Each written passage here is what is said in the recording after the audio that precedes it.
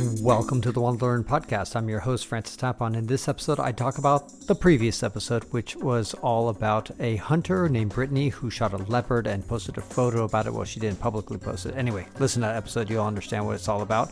I have my wife in this episode, and we debate and discuss a lot of the feedback. We got over 200 comments about that one episode.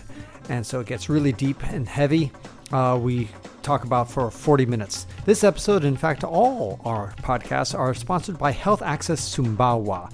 In 2014, Jack Kennedy founded this nonprofit that is helping bring malaria control and health care to remote, impoverished communities.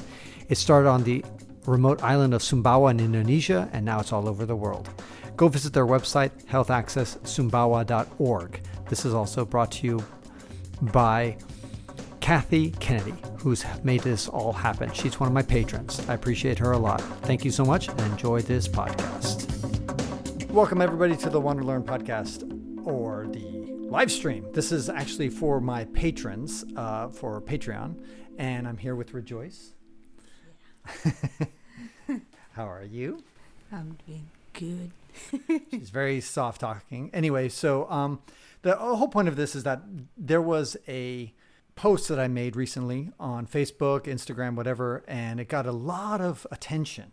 And I just want to talk to my patrons, as well as anybody else who cares to listen, about what is the meaning behind that post. The thing that kind of struck me is that people have a tendency to just look at the photo. They don't actually read any text and see any video. We've always heard about the echo chamber effect, and this is clearly showing that, because when people see something they just don't like, I don't want to hear about it. I'm going to, say bad, things about it, even though in the text it explains something more profound, or in the podcast it explains something more profound. People just won't even give you a chance. And that was the thing that was a bit frustrating, I think, for me in hearing that. I will get to one of my first comments from the patrons, but Rejoice, do you want to say something? Yes. So the picture, I listen to the podcast, but I look at the picture first. Just after looking at the picture, I formed my opinion. Which a lot of people did. Which is like, there is, anyway, for me, killing an animal or anything taking a life doesn't call for smiles and being glorified. It doesn't matter if someone is looking at you, if Instagram will look at the picture, or Facebook. It just doesn't matter. It's just what I feel I will do. Like if I kill something, whether I'm alone or with somebody, I just will not be very happy about that thing. Of course, I eat meat, but each time I eat meat, I feel disgusted by myself. I'm trying hard every day to stop eating meat. I was brought up eating meat. And so it's difficult for me to just come here and just in a week or 1 month stop eating meat. But it's not like I'm glorified whenever I eat meat, or I'm taking the chicken I'm eating. I'm like, wow, that's so great that chicken is dead and I'm eating it. I don't. I eat it and then I'm like, oh, why can't I stop myself from eating this meat? Next time I will not eat it, but of course I fail. Next time I eat again. But I don't buy it. I eat it from people's houses when they offer it to me. So, now, what made you change your mind about eating meat?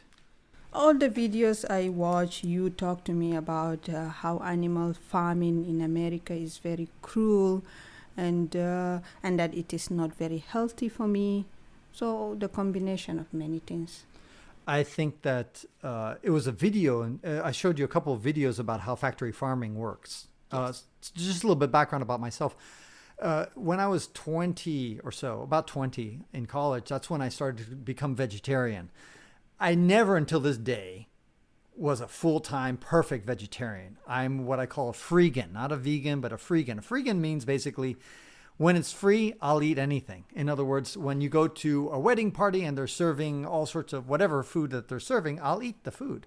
If I go to somebody's house, I'm not going to offend the host and say, sorry, I can't eat pork. I'm just not going to, make vegetables just for me, even though I'm the only guy in this whole table of 10 people who want that. So I just don't want to do that. And finally, there's a cultural element.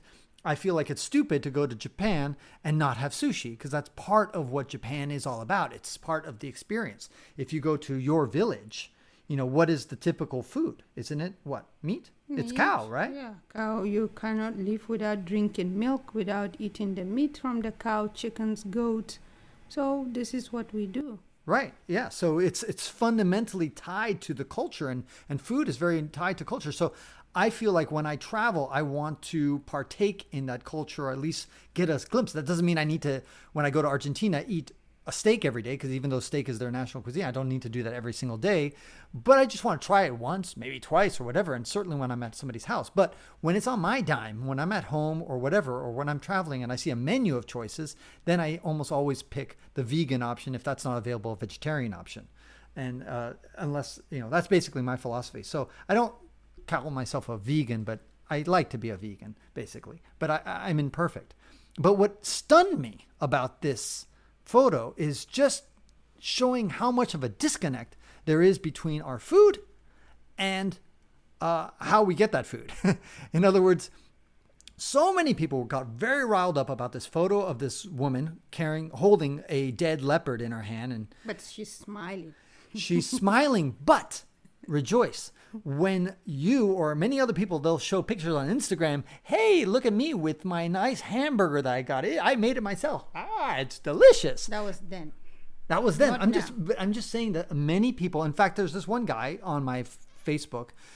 He basically made that point, which is like, I don't like the fact that she's gloating and that she's making this big, scene about this thing. And I'm like, I went to his profile and guess what I found? I found all sorts of photos of him around bacon, around all sorts of, sliced fish and that kind of stuff. And he's cooking it and he's got this big smile and he's happy about this thing, right? Okay. And I'm like, well, gee whiz, you've got this slab of an animal and you are celebrating and happy and glorifying this dead piece of meat.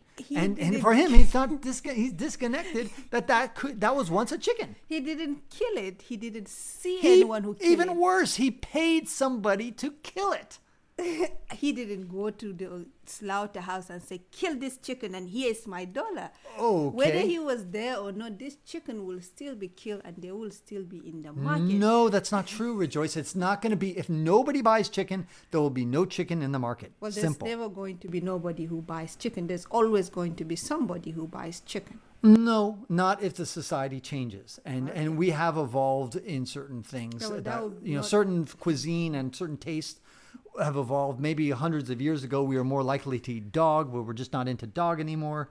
And, even it's one of the comments there is that, dog eating has declined in China. It used to be more popular. It's less popular now. Anyway. Eating chickens and bacons and fish will not go away during our lifetime. Mm-hmm. Yes.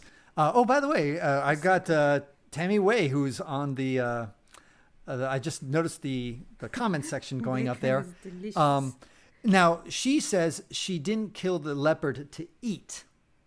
And that's correct. I'm not 100% sure about that, Tammy. I don't know if she didn't. I would guess that she probably had some of it. She certainly didn't cart away the whole leopard. It's too expensive. She was in Namibia. And to put that thing on a refrigerated container and send it all the way to America so that she could put it in her freezer, I really don't think she put that she went through that expense. But I do know for a fact that almost all the meat. Is meat ever wasted in Africa, Rejoice? No. Say that again? Nope. Never. They never waste. I mean, they don't even almost waste any food, period. But meat, my goodness, that is like gold in Africa. And so you're never going to throw away a meat, whether it's a hippo meat, elephant meat. And so this is another misconception I picked up on a lot of people talking about this thing, is that they didn't realize that, yes, people do eat hippos. And I talked to this guy who makes hippo sausage. He mixes hippo sausage with, I think, cow sausage or whatever, and somehow makes this delicious, as he calls it, delicious sausage. And so she may not have killed that leopard for her 100% consumption, but she definitely donated, or maybe sold, probably more likely donated, that meat to the local villages around and how would your village Rejoice react if somebody just donated them an elephant to go eat? They will be very happy. They would be very happy. Yes. And they would consume it. And Everything. with To the last bit. the last bit. Yeah. That's right. So this notion that just because I don't eat hippo or just because you don't eat a lion doesn't mean that nobody eats it. And that doesn't mean that it's going to be discarded. And so most of the animals that are killed, not most, almost 99% of the animals that are killed in Africa are consumed by the local villagers at the minimum. And certainly by the hunters themselves, they'll go back, they'll cut a leg off or whatever, and they'll fry that up with garlic, onions, and who knows what, and they'll eat that. And I know a lot of hunters who do that. So it's not my cup of tea, but somebody does that. So let's go to, speaking of one of the Patreons, this is again dedicated to them. Let's look at one of her comments. She says, okay, she says, I'm not mad about what Brittany, that hunter, did about killing the leopard. I'm just annoyed at the obvious privilege afforded to her. The same way I get annoyed when pop culture royalty pisses away $100,000 on a party for a 1-year-old. And other people said that. They basically said, this is such a waste of money. Now, the problem with that is that there's a lot of things we do that waste money. Monster trucks is a complete waste of money. We're just throwing out CO2 in the air for seeing these big trucks go around. People spend hundreds of thousands of dollars, pimping out their monster truck and doing that. People will have contests of how many hot dogs you can eat. It's a complete, and then they go up and vomit later. And those hot dogs were what? They were animals once. And so, and on and on. We waste money watching things, doing things, sporting events. It's insane. We go to weddings, $30,000 on a wedding.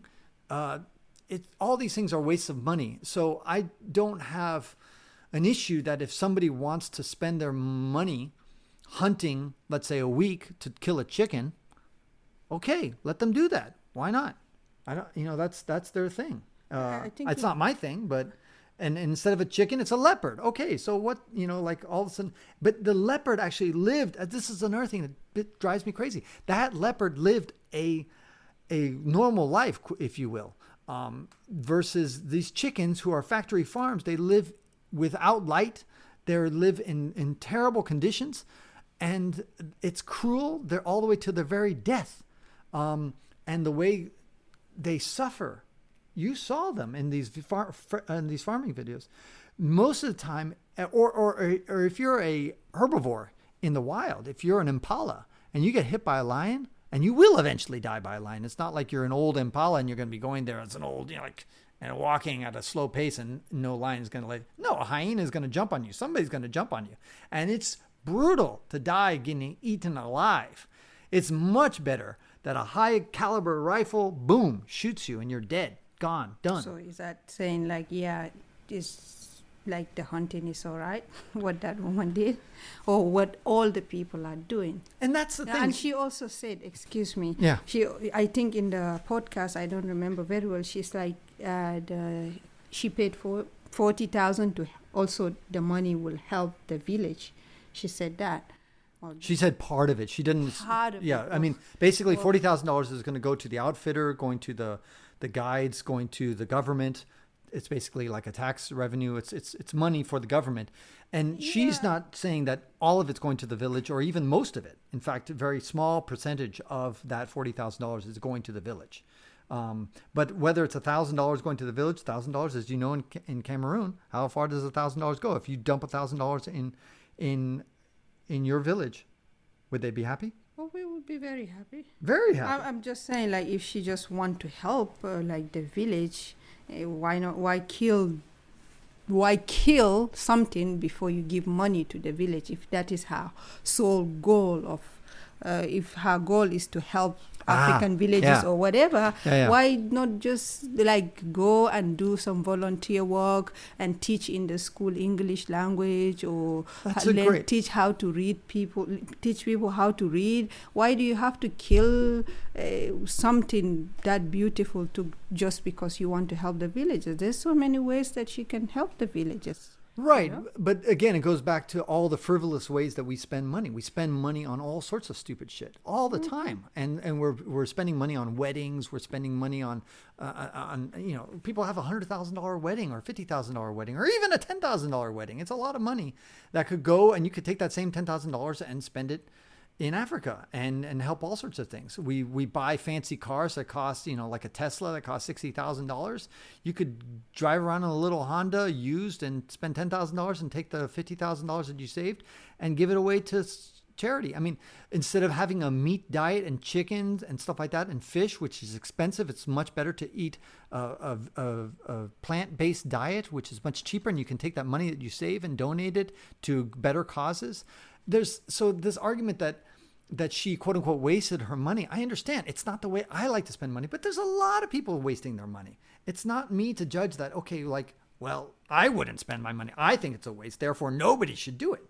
Or I'm going to condemn her for wasting her money. Well, I could condemn a lot of people. Like they bought a Lear jet. They bought, whatever. I didn't say she wasted the money. She's the one who claims that the money is going to help the villagers. It's true, but why does she want to help the villagers only through killing their animals? I don't think that is the main point of why she did this. I think, in other words, she didn't say, the reason I'm killing this leopard is to help the villagers. That's not what she says. Just doing it. It's the same thing. Like, you don't fly to Cameroon in order to help the airline, the people who work for the airline, and give them jobs and, help them send their kids to school. The guy who's like doing the this to the airplane, whatever it is, and the stewardess and whatever they're called, flight attendants nowadays. So you don't go to Cameroon in order to help those people, but you are helping them indirectly. So you are giving people a job when you fly on an airplane, all the people who are in the process of the chain. When you throw a wedding party and then you spend $30,000, you're giving jobs to all the people who've organizing your wedding, cooking the food, and the whole production. It's not like you're just burning money. So it's helpful. She get a personal gratification from killing an animal. It doesn't matter if it's a leopard, fly, a lizard, or whatever. I just don't smile or feel very happy when I kill any living thing, whether for food or for when a mosquito is making a noise in my ears. I kill it, but that's because it bothered me. Right. That's why I kill it. By the way, for those who are watching this live, go ahead and ask any questions on the chat screen. And we are paying attention to it. I'll just bring up a few more issues. I don't want to take too much time, but basically, one point, it says, given a chance, that leopard could have certainly defended itself. She wouldn't even be out there. In other words, the hunter wouldn't even be out there if the field were evened a bit. Yes, of course, the leopard would trounce that hunter, but it's been a while since human beings have dominated other animals, and it's back in this prehistory. What humans would do is that we would gather around and just run around woolly mammoths and drive them off of a cliff, scare them, go woo, woo, woo, woo, woo, making all sorts of noise. And the woolly mammoth would panic. And we kind of, as maybe 20 of us, 20 human beings, would run and just kind of encourage these woolly mammoths to then just run off of a cliff. And then we know this because at the bottom of the cliff, we found all sorts of woolly mammoth bones. And that's kind of what they surmised is the way that we killed. So we're teeny compared to a woolly mammoth, but we certainly used our intelligence as an advantage to conquer these great big beasts. And of course, once technology came in, once we had spears and all sorts of other things, we could start conquering other animals that previously were tough to conquer. So your brother is saying, hey, sister, do you remember the antelope we killed in Chad? Well, we didn't kill it. The antelope had a concussion, or the antelope. Say it in Hausa. Kai In like Mustafa ba mu kashe antelope din ba. Antelope din ba daga gudu yayi gudu da yawa ne zuciyan shi ya kasa doka gudun ya fadi zai mutu ba. Ai ba mu kashe shi ba. Yeah, that's what I was trying to say. Yeah, damn it. Mun kashe shi ne. Ai ba mu kashe shi ba ko? Right. So anyway, well, the point is that that antelope that we quote unquote kill, we didn't kill. I was driving the vehicle, and there was 3 antelopes, 2 babies, I think, right, and then 1 mother. Yeah. And then the baby just literally panicked so much and was running so hard that she literally killed herself running too fast, and her heart burst out and she collapsed. And when we went back to go check her out, blood was coming out of her mouth. We hadn't touched her. We hadn't run over her. And it basically died. And so there was going to just sit there and die and get eaten by flies and animals. Yeah, and that was an accident. And my brother asked me, can you tell us how you feel? I feel horrible. You were there. Even though the antelope was going to die, if we had left it there, it will die, and the birds and the other animal will eat it. I feel horrible that we were driving the car so fast, and the antelope was so excited running along the car that it had problem and died. And I wasn't happy about that. I wasn't like, oh yes, an antelope, yeah. No, I wasn't doing that. We were not happy, all of us. So that's what I'm just trying to say. Even when you kill by accident or because the animal is bothering you, like mosquito or whatever, you just don't glorify from taking life of something. That is just maybe I'll say the right way to do things in my own head. C'est ça mes idées. It's my ideas. Yeah, that antelope. And we skinned it, we cooked it. Yeah, we ate it. Yeah. Now, here's another notion that a lot of times people would say is like, these hunters don't even eat the meat. Well, we've already talked about that earlier in this discussion where they actually do eat the meat. They do give it out to the villagers. None of it's wasted. But let's say even if it is, quote unquote, wasted, it's not wasted. When a dead animal falls to the ground and dies or gets killed by whatever, guess who gets to eat it? The wildlife. That includes, if nothing else, the bacteria, the flies, the maggots, the worms, the birds, the vultures, whatever. It's not like it's going to waste. So if somebody shoots a leopard and lets it die there and just does nothing, it's not going to quote unquote waste. The bacteria and all these other creatures, all these other animals are utterly thrilled. Now all of a sudden they've got dinner for a week. So nothing is going to waste, folks. Anyway, so let's see. I got another comment saying, I think she's fully aware of what she did, and I knew it would be provocative. I do want to talk about access to food and why people can't always be exclusively vegetarian. This is one of the comments. Okay, so when I think she's referring to the hunter. She's fully aware of what she did and knew it would be provocative. Well, I know Tammy, who listened to this podcast, I know she listened to it, but just to clarify for those who haven't listened to it, she never expected that photo to go public, and certainly not to the extent it did. So she wasn't trying to be provocative in herself. The SCI, the Safari Club International, asked hunters to submit photos to their private email, to their private server, and they would look at it. Now, I don't know if they would probably eventually publish it, but probably just publish it amongst hunters themselves, not to the general public. So go ahead. You were going to say something? Oh, I forgot what I wanted to say, but you were saying that she didn't do it to be very provocative, and she has to send it through the inbox or whatever. A good person should always do what is right, whether people are looking at you or people are not looking at you. Just do what is right. And in this century, many people, let's say 80% of people, we agree that killing, whatever for just having fun, killing, 80% of us agree that it's not right. And so I am with those 80%. Whether we're looking at her or people are not looking at her, what she's doing, according to me and my group, is wrong. And that's it. Right. But when you declare something that's wrong, then your behavior should change. In other words, if you think it's wrong to kill animals, then you should stop eating animals. And a lot of people who made negative comments on the Facebook page, many of them, and I think most of them, actually also eat meat. There was a few vegans thrown in the crowd there, but the majority of people eat meat. And so that's where I think there's a level of hypocrisy that I push back on. Because again, as I said earlier in this discussion, I'm a vegan most of the time. I'm not perfect, but But when somebody sits there and gets all self-righteous and like, hey, how could you kill an animal? I'm like, well, fuck, you kill an animal every single day. Well, I know you said I'm a hypocrite because I say killing an animal is wrong, therefore I shouldn't eat meat. I'm not saying like I'm very glorious, like eating meat give me a lot of pride.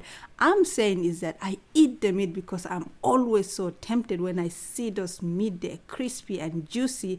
I swear I would love to resist it. If I have a switch in my head that will tell me don't do it, I will. But I just fell into eating that meat again. Each time I eat a meat, I will tell myself tomorrow I will not eat it again. And then, of course, I go ahead and eat it, unfortunately. Right. So Wakanda forever. Yes. Well, Wakanda, that's another discussion.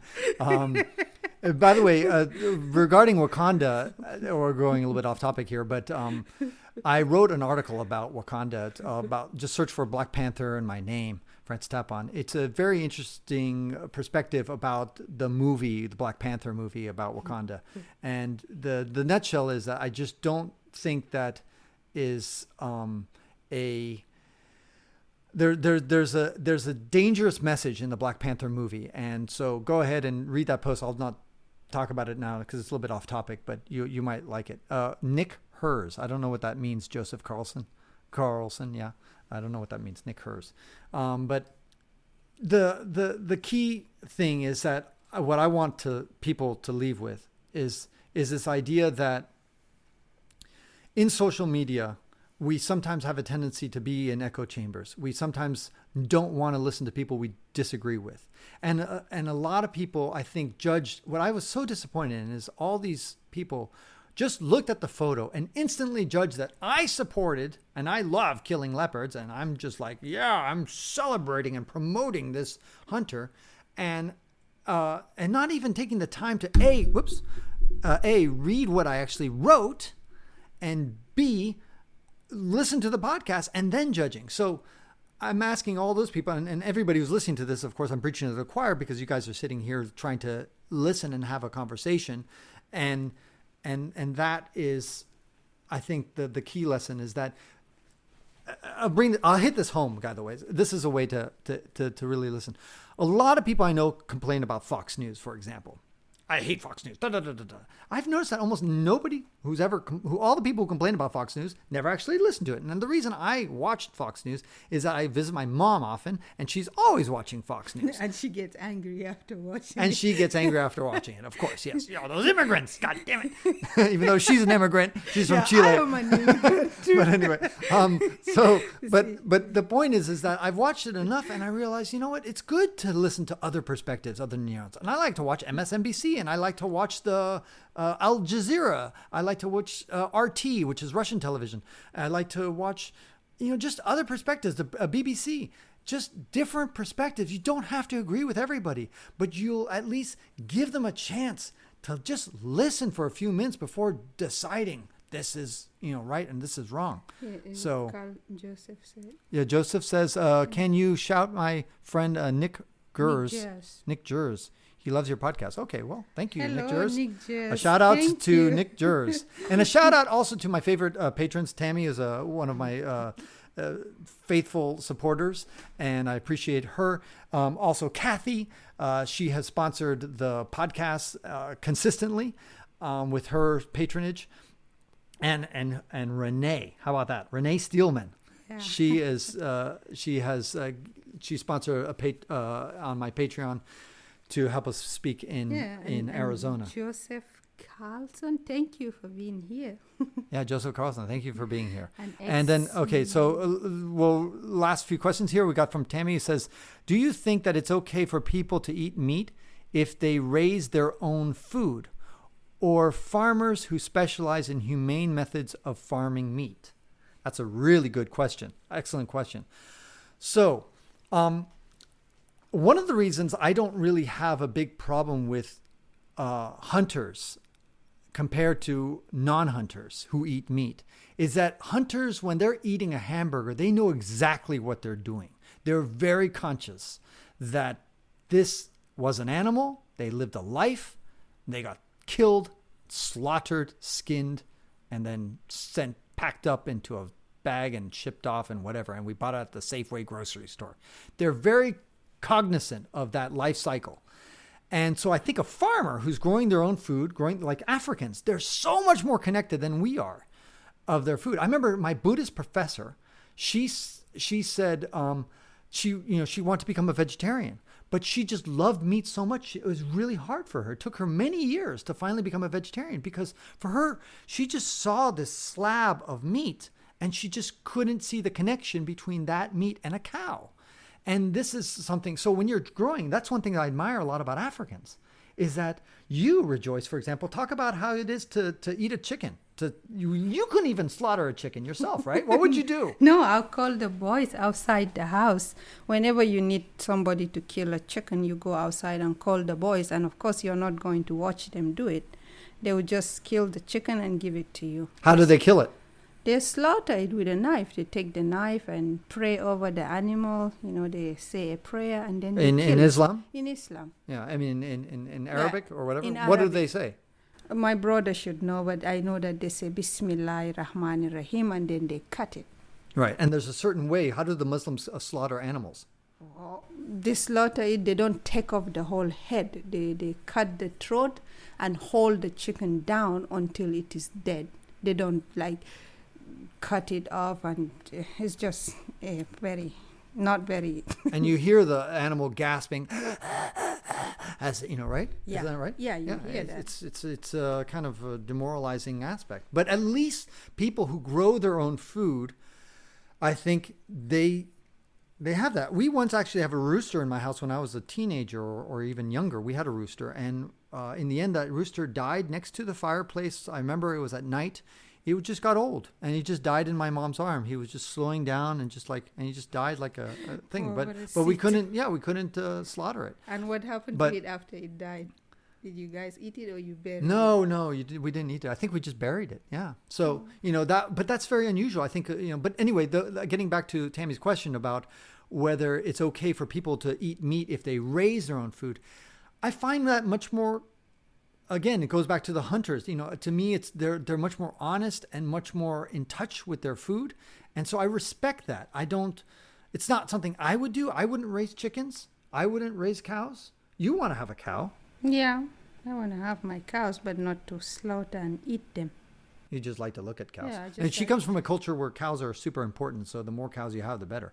And then the second thing is, are there farmers who specialize in humane methods of farming meat?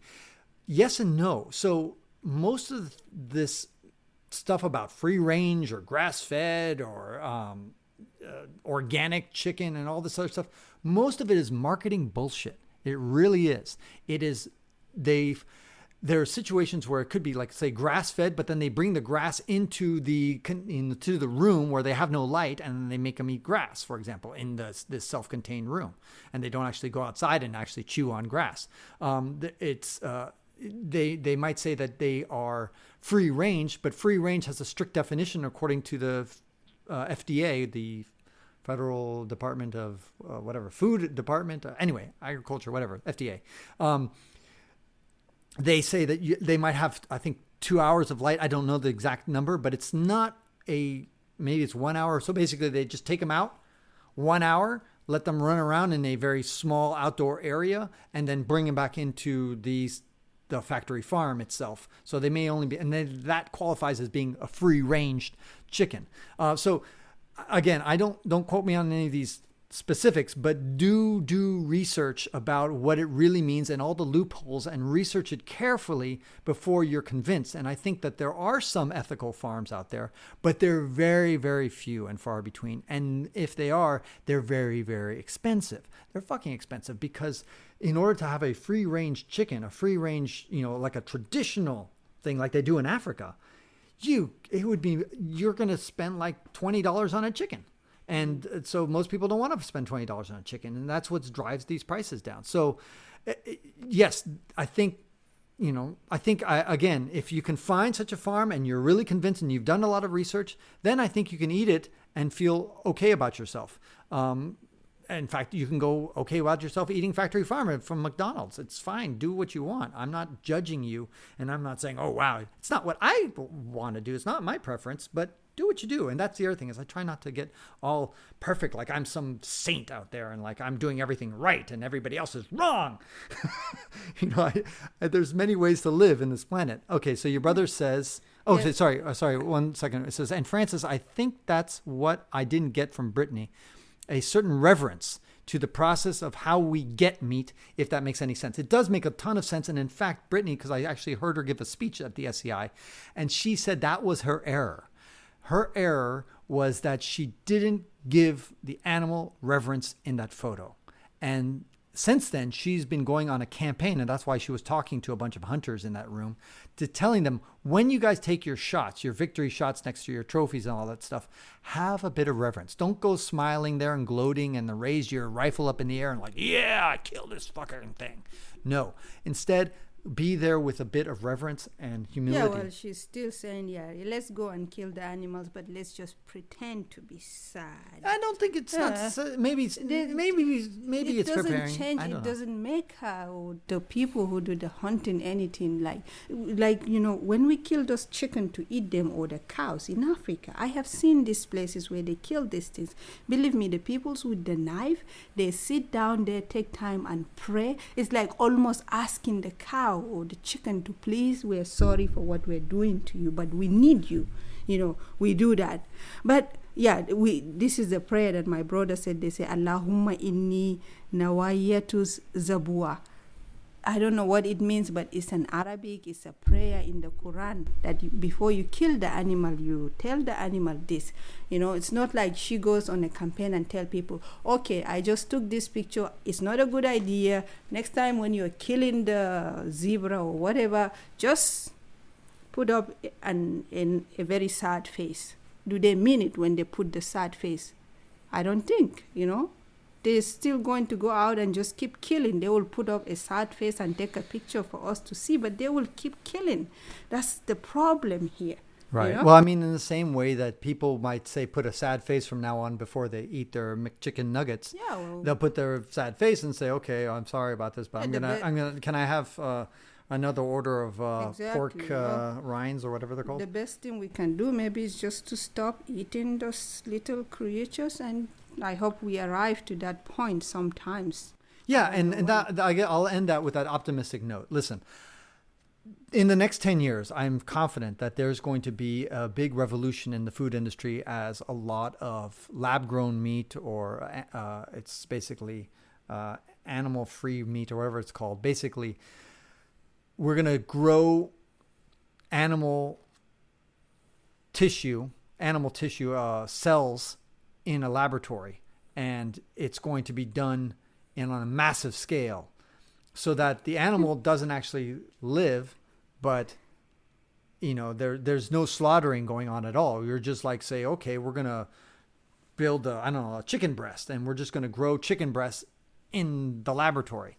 Now, I know that sounds like Frankenfood, and it probably scares the crap out of most of you, but I think that will ultimately become refined over many iterations, and eventually people are going to get over their phobia of that, and that could actually save the inhumane, cruel, heartless factory farming practices that we do. And I'm confident that in the next century, we're going to look back at this century and say, God, we were so barbaric back then. Look at how we treated these animals, just in the same way that we enslaved blacks. And we say, wow, they're barbaric, or how we treated women 100 years ago, and all sorts of things that we did or homosexuals. And we're just going to see the same way when it comes to the way we treated animals. We are going to look in the history books as being cruel and barbaric. And this shooting of this leopard is nothing, I think, compared to the factory farms, because that leopard had a normal life until it got shot, and it was, by the way, an old leopard, and old male leopard beyond its prime. That doesn't mean we should kill it. By the way, and this is one other I keep saying last point, but there's one other thing that I want to mention, is that, and in the video that I posted on my page shows this. It was done by Adam Ruins Everything, a very funny short video that everybody should see. But some animals, especially old males, sometimes kill younger males or younger females for that matter.